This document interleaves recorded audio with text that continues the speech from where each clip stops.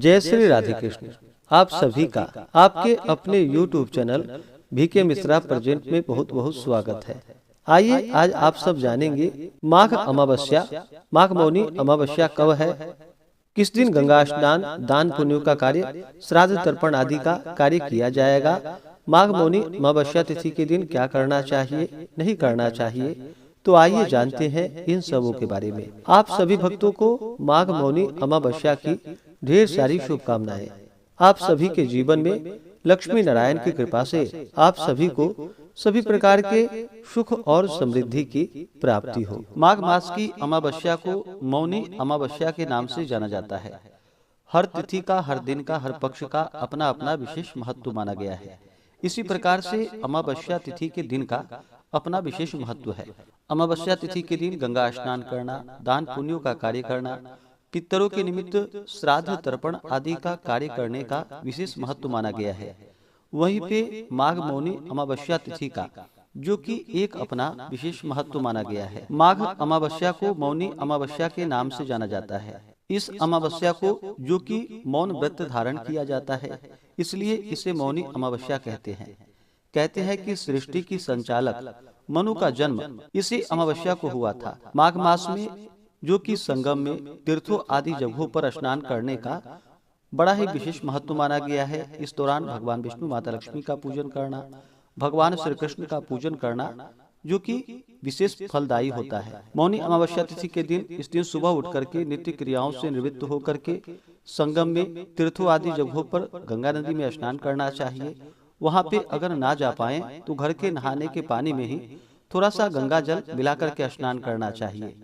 इस दिन जो भी मौन व्रत धारण करने वाले हैं तो वो मौन व्रत धारण करें, और जो मौन व्रत धारण नहीं करते हैं तो कम से कम सुबह से लेकर के स्नान के पश्चात भगवान का पूजन कर ले। इसके बाद ही मुख से कुछ बोलनी चाहिए, इससे पहले मौन व्रत धारण करना चाहिए।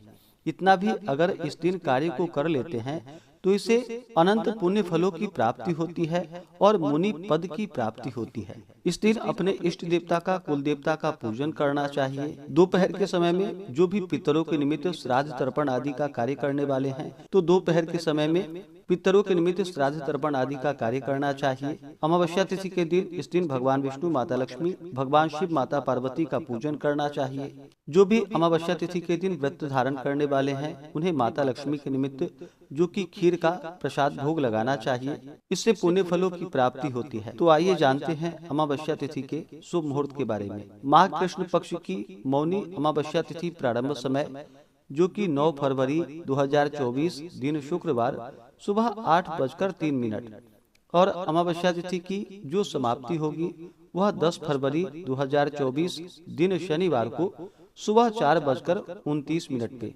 तो हमें शुद्ध रूप से चंद्रोदय व्यापनी के अनुसार जो समय प्राप्त हो रहा है वह समय 9 फरवरी को ही प्राप्त हो रहा है।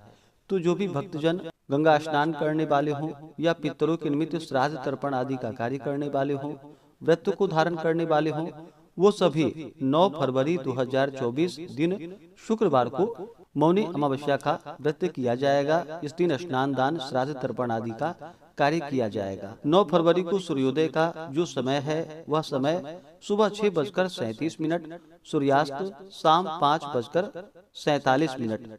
चंद्रोदय का जो समय है वह समय सुबह 6:12 है और चंद्रास्त शाम 5:08। मौनी अमावस्या तिथि के दिन सर्वार्थ सिद्धि योग बन रहा है जो कि बड़ा ही अच्छा है।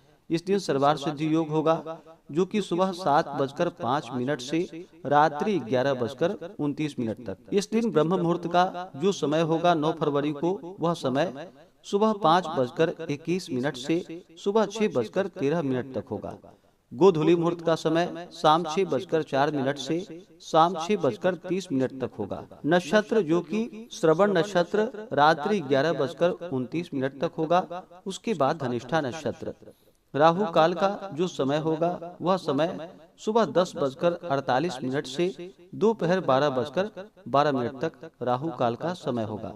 मौनी अमावस्या तिथि के दिन इस दिन शुद्ध और सात्विकता का पालन करनी चाहिए। अमावस्या तिथि के दिन चंद्रमा दिखाई नहीं पड़ते हैं। चंद्रमा मन के कारक माने जाते हैं, तो मन में जो कि नकारात्मकता का भाव भी आता है। इस कारण से अमावस्या तिथि पर शुद्ध और सात्विकता का पालन करना चाहिए। इस दिन तामसिक वस्तुओं का प्रयोग बिल्कुल भी ना करें। मांस, मदिरा, लहसुन, प्याज आदि का प्रयोग नहीं करना चाहिए। शुद्ध और सात्विकता का पालन करना चाहिए।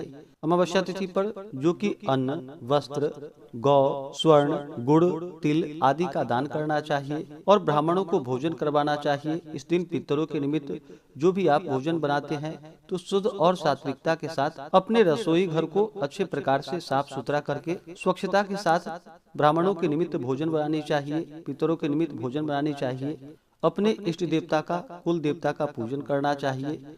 शाम के समय में पीपल वृक्ष के नीचे, तुलसी वृक्ष के नीचे जो कि दीपक जलाने चाहिए, दीप आदि का दान करना चाहिए। इससे पुण्य फलों की प्राप्ति होती है।